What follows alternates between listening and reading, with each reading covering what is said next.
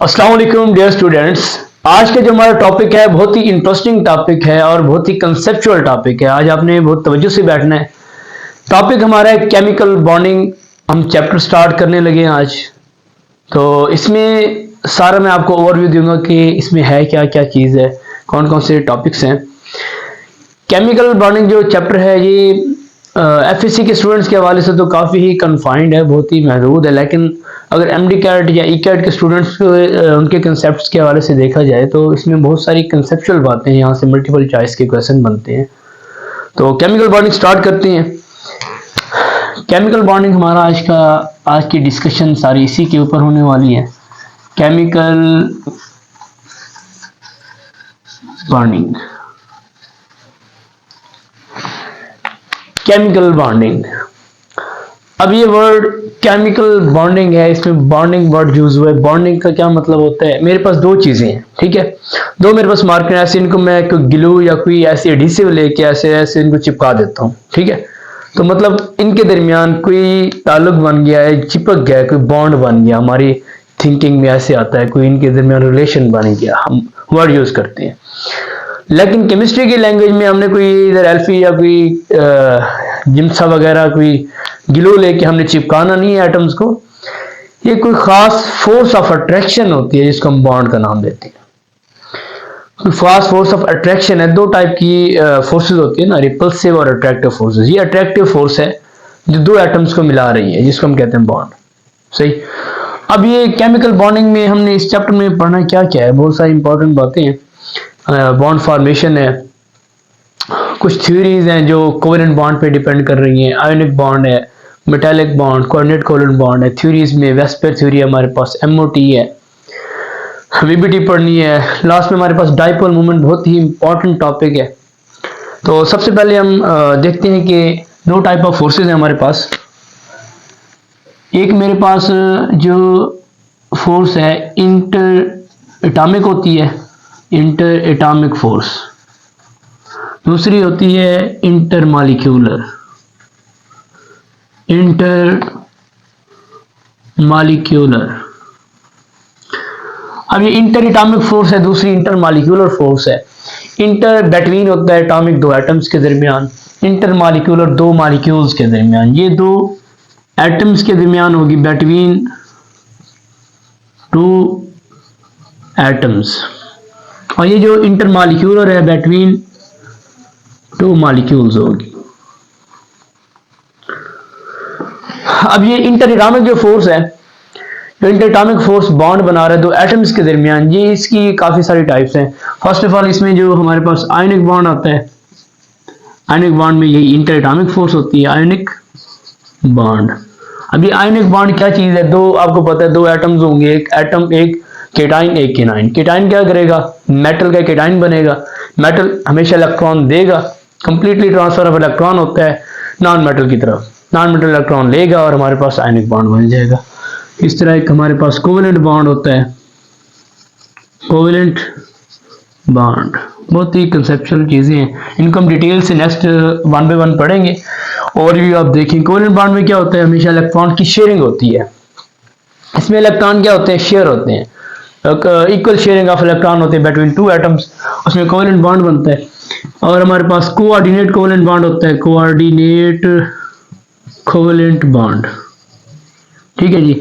इसमें क्या होता है, एक एटम होगा वो कंप्लीट उस पर लॉन पेयर होगा, एटम के ऊपर एक एटम के ऊपर लॉन पेयर है, पूरा लॉन पेयर ही वो डोनेट कर देगा किसी और एक्सेप्टर एटम को। तो इस तरह हमारे पास जो बॉन्ड बनेगा, फोर्स ऑफ अट्रैक्शन बनेगी, उसे हम कहते हैं कोऑर्डिनेट कोवेलेंट बॉन्ड। उसके बाद होता है हमारे पास मेटालिक बॉन्ड। इसको आपने समझना है, मेटालिक बॉन्ड क्या चीज है? मेटालिक बॉन्ड, ये जो मेटालिक बॉन्ड है, मेटालिक बॉन्ड कैसे बनता है? हमारे पास मेटल है, ठीक है। अब मेटल जो हमारे पास मेटल्स हैं हमेशा एलिमेंट्स की फॉर्म में, क्लस्टर्स के फॉर्म में होती हैं, क्लस्टर्स की फॉर्म में होते हैं। क्लस्टर ये कैसे बनते हैं? ये आपस में इन जो मेटल के एटम्स हैं आपस में, उनके दरमियान भी कोई ना कोई फोर्स है ना, जो उनको क्लस्टर के फॉर्म में उनको बना रही है, क्लस्टर बना रहे हैं जिनके। ऐसे तो नहीं बन जाते। जैसे कि मेरे पास कोई, जैसे कोई कॉपर का क्लस्टर है, जिंक का है, फेरस आयरन का मेरे पास है। अगर कोई भी मेटल बनाता हूं मैं, सोडियम का है, ठीक है। इसके जैसे एटम में बनाता हूं, एक एटम है, ये दूसरा एटम है, ये तीसरा एटम है, ठीक है। अब हर एटम के पास इलेक्ट्रॉन्स हैं, वैलेंस इलेक्ट्रॉन है, ठीक है, इंटरवीनिंग भी है। और मेटल के एटम्स की प्रॉपर्टी है कि इजीली इलेक्ट्रॉन को रिमूव कर देते हैं। हर एटम ने इलेक्ट्रॉन अपना दिया हुआ है, ठीक है, रिमूव किया हुआ, फ्री इलेक्ट्रॉन्स हैं। अब इस एटम का न्यूक्लियस इस इलेक्ट्रॉन को खींचेगा, इस एटम का न्यूक्लियस इसके इलेक्ट्रॉन को खींच लेगा, ठीक है, इसका न्यूक्लियस इस इलेक्ट्रॉन को खींच लेगा। इस तरह हर एक एटम का न्यूक्लियस दूसरे एटम के इलेक्ट्रॉन को खींचता है। इस तरह इनकी बॉन्डिंग होती है, इसको कहते हैं मेटालिक बॉन्ड। और इस तरह मेटल्स के क्लस्टर बनते हैं मेटालिक बॉन्ड की वजह से। बिकॉज ऑफ मेटालिक बॉन्ड ये एटम के क्लस्टर हमारे पास बनते हैं, एटम क्लस्टर के फॉर्म में होते हैं, जो मेटल एटम्स होते हैं, एलिमेंट्स बनते हैं। अब ये इंटरमॉलिक्यूलर हमारे पास फोर्स है, इंटरमॉलिक्यूलर फोर्स, ये क्या चीज़ है, ये कहाँ पे होती है? ये सबसे पहले तो हमारे पास ये जो फोर्स है इसको हम कहते हैं वंडर वाल फोर्स, वंडर वाल फोर्स, ठीक है। वंडर वाल फोर्स ये इंटर मॉलिक्यूलर फोर्स है, ये दो मॉलिक्यूल्स के दरमियान होती है वंडर वाल फोर्स। अब इस वंडर वाल फोर्स की आगे फर्दर 5 टाइप्स है।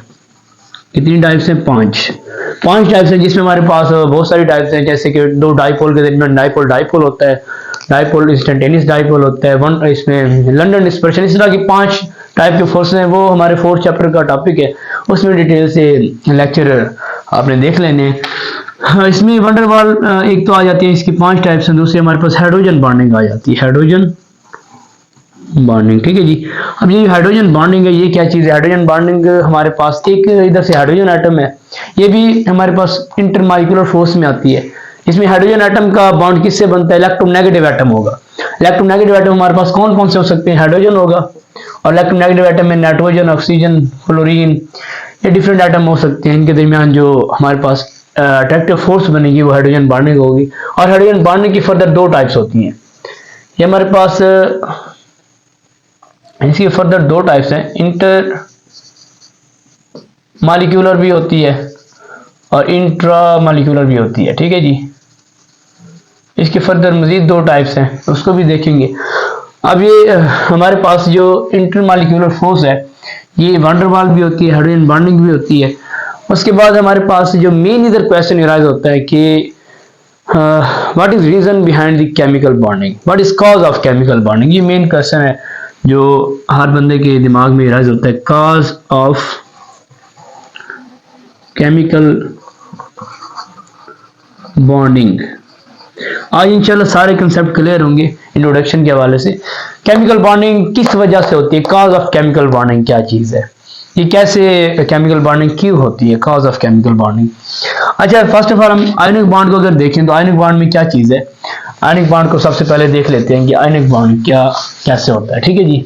आयनिक बॉन्ड, ये जो आयनिक बॉन्ड और कोवेलेंट बॉन्ड का डिफरेंस है ना, ये बहुत ही मेजर डिफरेंस है।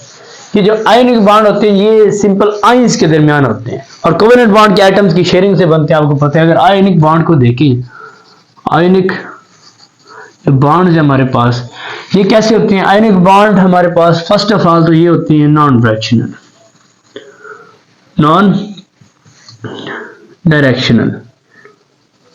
जो आयनिक कंपाउंड्स बनेंगे हमारे पास ये नॉन डायरेक्शनल बनेंगे, ठीक है। अब कभी आपने देखा कि NaCl को आपने इस तरह कोई स्ट्रक्चर बना के ड्रा किया हो, ठीक है, वो एक क्रिस्टल लैटिस वो अलग चीज है, ठीक है, वो आयनिक कंपाउंड की बात होती है। आयनिक मॉलिक्यूल अगर सिंपल देखिए, NaCl हम सिंपल ऐसे लिखते हैं, NaCl। कभी आपने कोई स्पेशल इधर से इसको ऐसे डंडा लगा के ऐसे कभी नहीं लिखा NaCl को बॉन्ड बना के, इस तरह कभी नहीं लिखते।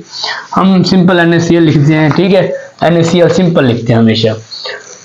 तो ये नॉन डायरेक्शनल है, ठीक है, इनके कोई खास स्ट्रक्चर नहीं है, नो स्पेसिफिक स्ट्रक्चर, ठीक है, कोई खास स्ट्रक्चर भी नहीं होती। और हम इस आयनिक बॉन्ड के टॉपिक में जो मेन हमारा इसमें मेन चीज पढ़ेंगे लैटिस एनर्जी है। लैटिस एनर्जी, ये लैटिस एनर्जी क्या चीज़ है भाई?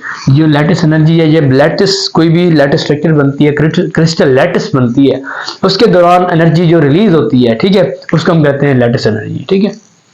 NaCl के स्ट्रक्चर के दौरान एनर्जी रिलीज होती है, अब उसको लैटिस एनर्जी कहेंगे। इस पे स्पेशल पूरा लेक्चर इंशाल्लाह नेक्स्ट लेक्चर लैटिस एनर्जी पे होगा, उसको आपने अच्छे से देखना है। तो इसमें आयनिक बॉन्ड में सिंपल बातें हम देखेंगे। एक में इसमें हम देखेंगे कि जो परसेंटेज कोवलेंट कैरेक्टर है, ये परसेंटेज कोवलेंट कैरेक्टर क्या चीज है भाई? ये आपने बात ध्यान में रखनी कि हमेशा कोई भी जो हमारे पास मॉलिक्यूल या कंपाउंड है कभी प्योर आयोनिक या प्योर कोवलेंट नहीं होता। अगर आयोनिक कंपाउंड है तो उसमें कुछ ना कुछ कोवलेंट कैरेक्टर जरूर होगा। तो उसमें हमने कोवलेंट कैरेक्टर चेक करने के लिए हमारे पास एक फैजान रूल है, उसको पढ़ेंगे इंशाल्लाह।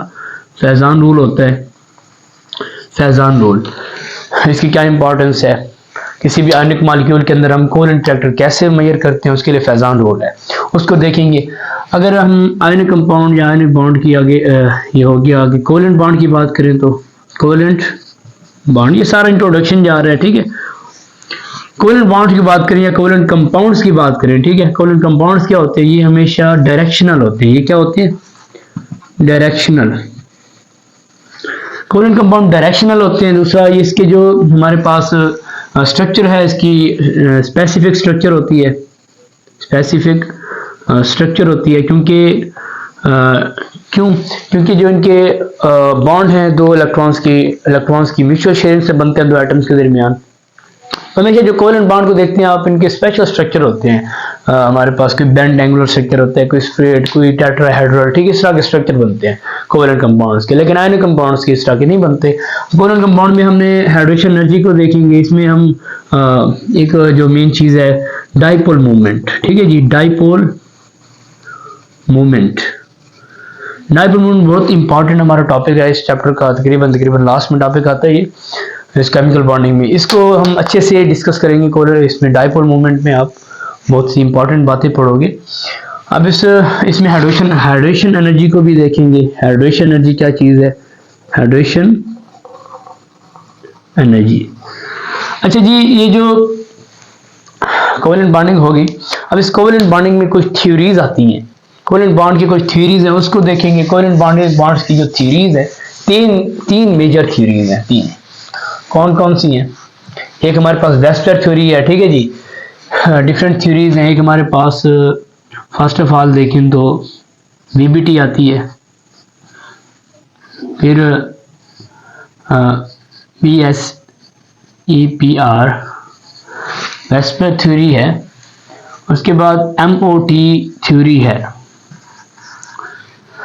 एक इसमें कोवलेंट बॉन्ड के टॉपिक में, कोवलेंट कंपाउंड के टॉपिक में एक हमारे पास हाइड्रोजन हाइब्रिडाइजेशन आती है। हाइब्रिडाइजेशन जो हमारी केमिस्ट्री की जान है, ऐसे समझो, हाइब्रिडाइजेशन, ठीक है जी, हाइब्रिडाइजेशन, इसको भी हम देखेंगे। अब ये जो वीबीटी हमें क्या बताती है कि दो बॉन्ड्स हैं, बॉन्ड्स बन रहे हैं, बॉन्ड्स कैसे हैं? बॉन्ड ऐसे सीधा हेड टू हेड मिलेगा, बॉन्ड बनेगा, या ऐसे आएंगे, ऐसे बॉन्ड बनेंगे। ऐसे आएगा तो सिग्मा बनेगा, ऐसे आएगा तो ऑर्बिटल ऐसे बिल्कुल पैरेलल होंगे तो पाई बॉन्ड बनता है। ये हम बॉन्ड्स को देखेंगे। बॉन्ड बताती है सिग्मा होगा या पाई होगा, ठीक है, सिग्मा बनेगा या पाई बनेगा। वीबीटी हमें बताती है कौन सा बॉन्ड बनेगा, सिंगल होगा, डबल होगा या ट्रिपल बॉन्ड बनेगा। वेस्टर थ्योरी क्या है? Valence shell electron pair repulsion theory, कि वैलेंस शेल के जो इलेक्ट्रॉन पेयर्स हैं उनकी रिपल्शन की वजह से जो एटम्स की, जो मॉलिक्यूल्स के अंदर जो एटम है उनके अरेंजमेंट है, ठीक है, मॉलिक्यूल्स की स्ट्रक्चर बनती है। वैलेंस शेल है, नाम से जाहिर है। वैलेंस शेल में जो इलेक्ट्रॉन पेयर हैं, ठीक है, उसकी रिपल्शन होती है, उसकी वजह से डिफरेंट स्ट्रक्चर बनती है। ये स्ट्रक्चर्स ऑफ मॉलिक्यूल को डिस्कस करती है। स्ट्रक्चर ऑफ मॉलिक्यूल्स को हमारे पास कौन डिस्कस करता है? Wester theory. वेस्टर थ्योरी में हम स्ट्रक्चर ऑफ मॉलिक्यूल को देखेंगे, क्या कौन सी स्ट्रक्चर है। किसी की बिल्कुल लीनियर स्ट्रक्चर है, किसी की टेट्राहेड्रल है, किसी की बेंट एंगुलर है। तो ये इसको हम प्रॉपर पूरा टॉपिक है, इसको देखेंगे, ठीक है। एमओटी क्या है? एमओटी हमारे पास ये भी कोवलेंट बॉन्ड की थ्योरी है। कोवलेंट बॉन्डिंग होगी एमओटी के अंदर। Molecular orbital theory, MOT, molecular orbital. आपने पढ़ा होगा कि एटॉमिक ऑर्बिटल होते हैं, ठीक है, एटम्स के ऑर्बिटल होते हैं, तो इसलिए मॉलिक्यूलर ऑर्बिटल भी होते हैं, ठीक है। मॉलिक्यूलर ऑर्बिटल थ्योरी में हमें क्या पता चलता है? ये हमें बताती है कि जी बॉन्ड ऑर्डर का कंसेप्ट देती है कि बॉन्ड ऑर्डर क्या चीज है, कि दो एटम्स के दरमियान जो बॉन्ड बनेगा सिंगल होगा या डबल होगा या ट्रिपल होगा, ये हमें पता चलता है बॉन्ड ऑर्डर से। किसे पता चलता है? बॉन्ड ऑर्डर से। बॉन्ड ऑर्डर से हमें पता चलेगा कि बॉन्ड ऑर्डर हमें बताएगा कि एमओटी के कंसेप्ट में कि बॉन्ड सिंगल होगा, डबल होगा या ट्रिपल होगा, दो एटम्स के दरमियान जो बॉन्ड बन रहा है। और ये हमें जो मेन इसका रोल है, ये मैग्नेटिक और नॉन मैग्नेटिक बिहेवियर बताती है, मैग्नेटिक और या नॉन मैग्नेटिक, इसके बारे में भी बताती है। कौन बताती है? एमओटी। और हाइब्रिडाइजेशन क्या चीज है भाई? हाइब्रिडाइजेशन को हाइब्रिडाइजेशन हाइब्रिड से निकला है, ठीक है, कि मिक्स होना। अब मेरे पास एक एटम है, ठीक है, उसने चार फ्रंट से चार एटम आ रहे हैं, उसके साथ बॉन्ड बनाना है, एक एटम है, तो वो चार इलेक्ट्रॉन एक्सपोज करेगा, चार ऑर्बिटल अपने चार ऑर्बिटल एक्सपोज करेगा। अब वो चार ऐसे नहीं एक्सपोज करेगा, पहले वो चार ऑर्बिटल को मिक्सअप करेगा, ठीक है, उन सबकी एनर्जी को बराबर करेगा, हाइब्रिड ऑर्बिटल बनाएगा, ठीक है, इसलिए हम कहते हैं हाइब्रिडाइजेशन। उनकी एनर्जी को बराबर करके इंटरमिक्सिंग करके फर्दर जो सामने से चार आ रहे हैं उनसे फिर बॉन्ड बनाएगा, ऐसे डायरेक्ट नहीं बनाएगा, उन सबकी एनर्जी सेम होगी। पहले वो हाइब्रिड ऑर्बिटल्स बनाएगा, हाइब्रिड ऑर्बिटल्स बनेंगे, ठीक है।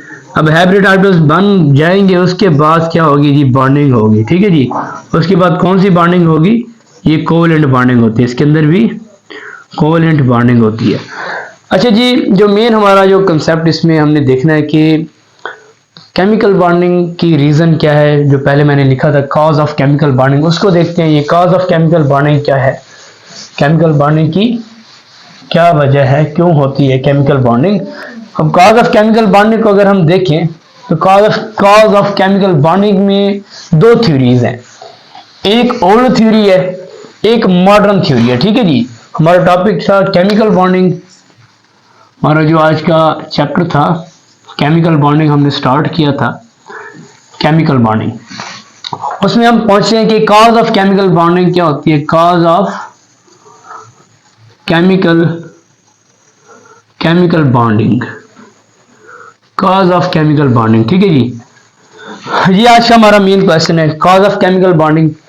दो इसके पीछे थ्योरीज हैं, एक ओल्ड थ्योरी है, एक न्यू थ्योरी है। सबसे पहले हम ओल्ड थ्योरी को देखते हैं। ओल्ड थ्योरी क्या बताती है?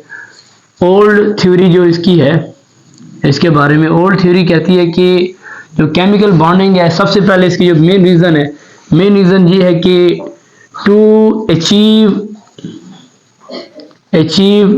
Octet rule. ऑक्टेट रूल को अचीव करने के लिए एटम्स क्या करते हैं? एटम बॉन्डिंग करते हैं। बेसिकली ये बॉन्डिंग होती क्यों है? कोई भी एटम, हमारे पास पीरियोडिक टेबल में 118 एलिमेंट्स हैं, एटम्स हैं, ठीक है।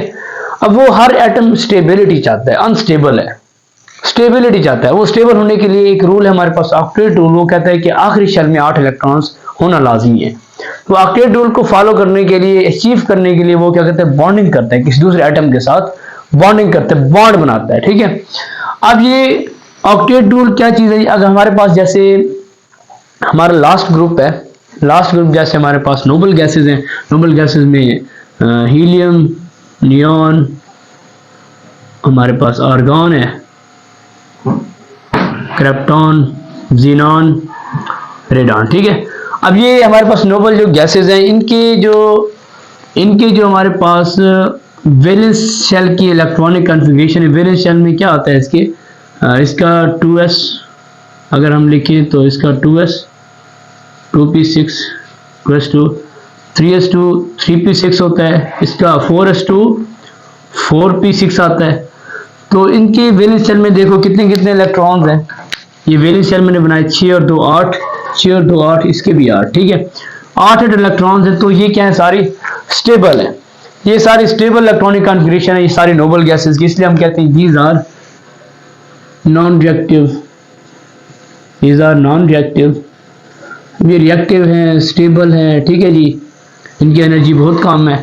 हमने अब इनका ऑक्टेट कंप्लीट है। अब हर एटम चाहता है कि नोबल गैस की इलेक्ट्रॉनिक कॉन्फ़िगरेशन अचीव करे। दूसरा पॉइंट क्या होगा? To achieve noble gas configuration. Noble gas की कॉन्फ़िगरेशन को अचीव करने के लिए हर एटम क्या करता है? बॉन्ड बनाने की कोशिश करता है। तो हर एटम क्या करेगा?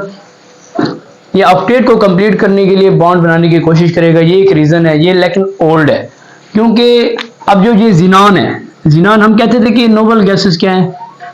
नॉन रिएक्टिव है, ठीक है। लेकिन जो जिनान है, जिनान के अब बहुत सारे मॉलिक्यूल हमने देख लिए कि जिनान ऑक्साइड बनते हैं, ठीक है। DO2, ठीक है। अब जिनान ऑक्साइड, डिफरेंट जिनान के फ्लोराइड बन रहे हैं, जिनान के फ्लोराइड भी आ चुकी है। तो ये जो रीज़न है इसकी वजह से ये जो थी ये कंसेप्ट था ओल्ड थ्योरी का, ये वायलेट होता है। लेकिन जो मॉडर्न कंसेप्ट है, अगर मॉडर्न कंसेप्ट को हम देखें, बहुत ही इंपॉर्टेंट है मॉडर्न कंसेप्ट। मॉडर्न कंसेप्ट को हम देखते हैं, मॉडर्न कंसेप्ट है वो कहता है कि जो बॉन्ड है, बॉन्ड क्यों बनता है?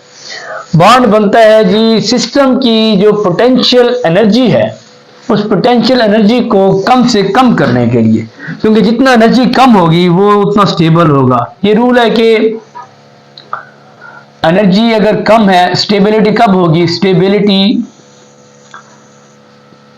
हमारे पास तब होगी जब लोएस्ट एनर्जी होगी, ठीक है जी, लोएस्ट पोटेंशियल एनर्जी। ये स्टेबिलिटी के डायरेक्टली प्रोपोर्शनल है। जब पोटेंशियल एनर्जी, किसी भी चीज की पोटेंशियल एनर्जी कम है, उसकी उतना स्टेबिलिटी है। तो ये मॉडर्न जो कंसेप्ट हमारे पास, ये क्या कहता है मॉडर्न कंसेप्ट, मॉडर्न जो थ्योरी है, ये कहती है कि मॉडर्न थ्योरी कहती है bond it is formed to lowers the potential energy of a system। किसी सिस्टम की पोटेंशियल एनर्जी को कम करने के लिए, लोअर करने के लिए बॉन्ड फॉर्मेशन होती है। क्योंकि जब एनर्जी कम होगी वो चीज स्टेबल होगी, ठीक है, वो स्टेबल होगी। बेसिक जो एनर्जी का रोल है इधर, एनर्जी का कंसेप्ट है बॉन्ड फॉर्मेशन, इस वजह से होती है। ये कंसेप्ट ज्यादा एप्लीकेबल है ये वाली थ्योरी पहले वाली से, ऑक्टेट वाली थ्योरी से। अब इसके मुताबिक मैं अगर आपको एग्जांपल दूं, एक मेरे पास रिंग है, एक समझाने की कोशिश करता हूं, इंशाल्लाह आपको समझ आएगी कि मेरे पास एक रिंग है, ठीक है जी, एक ये रिंग है, एक इधर रिंग पड़ा है। अब रिंग की टॉप के ऊपर मैं एक बॉल रख देता हूं, इधर रिंग की बॉटम के ऊपर एक बॉल रख देता हूं, ठीक है। अब आप मुझे बताएंगे किसकी एनर्जी ज्यादा है, कौन सी ज्यादा स्टेबल है? अब ये टॉप पे है बॉल, इसकी पोटेंशियल एनर्जी क्या होगी? पोटेंशियल इसकी एनर्जी होगी सबसे ज्यादा, और इसकी जो पोटेंशियल एनर्जी है ये बहुत ही कम होगी, ठीक है। इसकी पोटेंशियल एनर्जी ज्यादा है, ये गिरने की कोशिश करेगी, इधर इधर गिरेगी, ठीक है, और अनस्टेबल होगी, ठीक है। ये क्या होगी? इसकी स्टेबिलिटी क्या होगी? स्टेबिलिटी कम होगी, ठीक है। और इसकी जो स्टेबिलिटी होगी, इसकी स्टेबिलिटी ज्यादा होगी। तो ये छोटा सा कंसेप्ट था, इसको देखना है आपने। सपोज करते हैं मेरे पास दो एटम है, ए और बी। मेरे पास दो एटम है, दो एटम बनाने लगा हूं। दो एटम है मेरे पास, एक ये है, एक दूसरा एटम है। एक एटम ए है, दूसरा मेरे पास बी है, ठीक है। अब इसका अगर मैं न्यूक्लियस लिखूं, इसका न्यूक्लियस है Na, इसका न्यूक्लियस है Nb, ठीक है। अगर इसके इलेक्ट्रॉन्स लिखूं, इसमें भी इलेक्ट्रॉन है, इसमें भी इलेक्ट्रॉन है। इसका इलेक्ट्रॉन लिखूं तो इसका इलेक्ट्रॉन है Ea, इसका इलेक्ट्रॉन है Eb, सही है। अब मैं लिखता हूं Na और Nb, Na Nb के दरमियान जो फोर्स ऑफ अट्रैक्शन है, ठीक है। अब इसमें अगर मैं Ea और Eb लिखूं, Ea Eb, ठीक है, Na Nb Ea Eb, दो न्यूक्लियस के दरमियान क्या होगी? रिपल्शन होगी। इसके दरमियान भी दो इलेक्ट्रॉन्स के दरमियान भी सेम चार्जेस हैं, रिपल्शन होगी। इनके दरमियान क्या होगी? रिपल्शन, ठीक है जी, रिपल्शन होगी। अगर मैं लिखूं एक एटम का न्यूक्लियस है, दूसरे के बी के इलेक्ट्रॉन है, बी का न्यूक्लियस है और ए के इलेक्ट्रॉन्स हैं। अब इसका न्यूक्लियस है Na का न्यूक्लियस, इसके इलेक्ट्रॉन के दरमियान क्या होगी? अट्रैक्टिव फोर्स होगी। अब बी का न्यूक्लियस है, इसका जो एक इलेक्ट्रॉन है, अट्रैक्टिव फोर्स होगी। पॉजिटिव चार्ज है, इस पे नेगेटिव चार्ज है, इस नेगेटिव इस पे पॉजिटिव चार्ज, क्या होगी? अट्रैक्टिव फोर्स होंगी। अब न्यूक्लियस और इलेक्ट्रॉन के दरमियान क्या होगी? Force of attraction. इस दरमियान फोर्स ऑफ अट्रैक्शन, दोनों के दरमियान क्या होगी? अट्रैक्टिव फोर्स, अट्रैक्टिव फोर्स, ठीक है जी, अट्रैक्टिव फोर्स होगी। अब अगर ये अट्रैक्टिव फोर्स, अगर ये अट्रैक्टिव फोर्स ज्यादा हो जाए, अट्रैक्टिव फोर्स ज्यादा हो जाए रिपल्सिव फोर्स से, तो हमारा बॉन्ड फॉर्मेशन हो जाती है।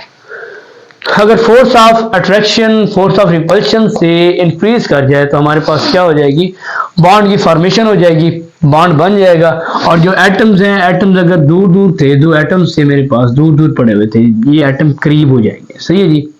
ये करीब हो जाएंगे, एक स्पेसिफिक डिस्टेंस पे आ जाएंगे जिसको हम कहते हैं बॉन्ड लेंथ हो जाएगी। ये एक स्पेसिफिक बॉन्ड लेंथ होगी, ये इस डिस्टेंस पे बॉन्ड फॉर्मेशन होगी, बॉन्ड बन जाएगा। और इस डिस्टेंस के ऊपर ये जो दो एटम्स हैं ये स्टेबल होंगे, इसकी एनर्जी सबसे कम होगी।